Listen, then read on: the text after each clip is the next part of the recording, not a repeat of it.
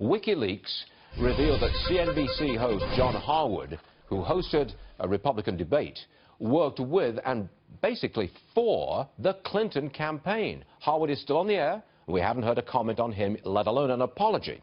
Look who's with us this morning. Bob Wright. He's the former NBC Universal Chair and CEO. He knows all about NBC and John Harwood, don't you, sir? Well, I know him. Yes, I do. So why haven't they apologized? Well, the whole thing, he got punished pretty badly at the debate, as you remember. Well, don't you think that he took himself? He was off the air for some period of time after that, and he clearly made inappropriate comments and remarks about it.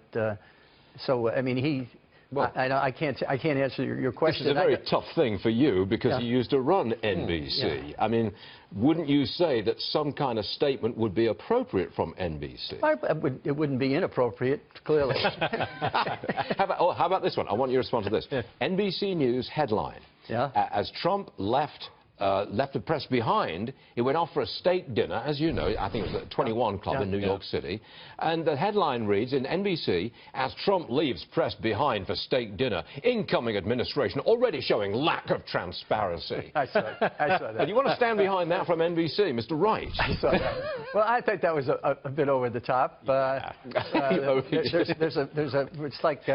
There's so many people out there fishing for anything about Trump that can be, inappropriate. And if that's the worst thing he ever has, he's never going to have any fears at all. I heard that he had sort of a standing ovation when he got in there, and it went on for some period of time. He was sitting at the most popular table, which is called Table 11, and the guy just wanted to have dinner with his family without press in the room. And, but plenty of people in the room have cameras, they have their chatters. I mean, he wasn't hiding anything. He got out of that really well. I mean, do you want to be Secretary of State? Because diplomacy is pretty good up there. Now, I really want you on the show today because you've launched, I believe it's called the Suzanne Wright Foundation, fighting pancreatic cancer. This is in honor of your late wife, Suzanne. Pancreatic cancer, to me, seems like a death sentence. It is a death sentence. What are you doing here? Yeah, it's a death sentence. I was with, she was diagnosed on October 29th of 2015. She's a class of 15, if you will. And she died on July 29th, 2016, 9 months to the day. I was with her every single day. Even when I traveled, I made sure I was with her either 1 hour before or 1 hour before midnight. And we had round-the-clock nurses. We had 10 different doctors involved, 2 different hospital chains involved. I did everything possible, all kinds of new and possibly very, very helpful drugs and things. And the answer is none of it worked. The problem is the standard of care for pancreatic cancer is terrible. It's just awful. And that's what 6,500 oncologists around the country, that's the standard of care they use. It's essentially 3 or 4 chemos, which have extreme side effects. Not everybody has the same, but Suzanne had very bad side effects. And so far, nothing works. I waited till the whole thing was over, and I tried to put my own sorrow to bed by saying, I don't want to see anybody else go through this.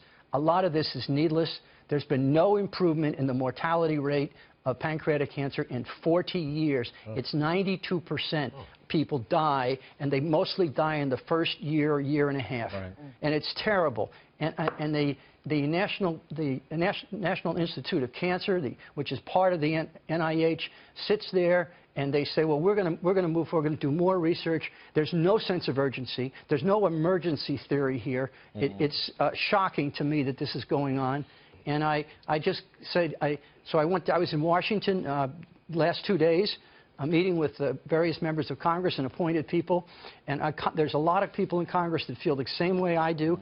They can't get to mobilize the NIH. They can't affect change. There's a real opportunity here for a new administration, by the way, coming in, because everybody that's appointed, any political appointee automatically hands their resignation over. And that's why there's 4,000.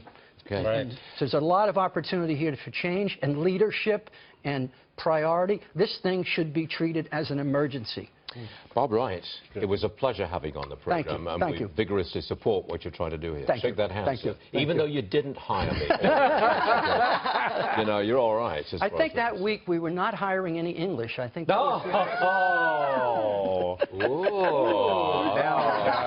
Actually, we were very sorry that didn't work. So. Well, as the statute of limitations run out, it's gross discrimination against foreigners. Bob Wright, thank you very much for joining us. Thank We you. wish you the best with this. Thank you so much. All right.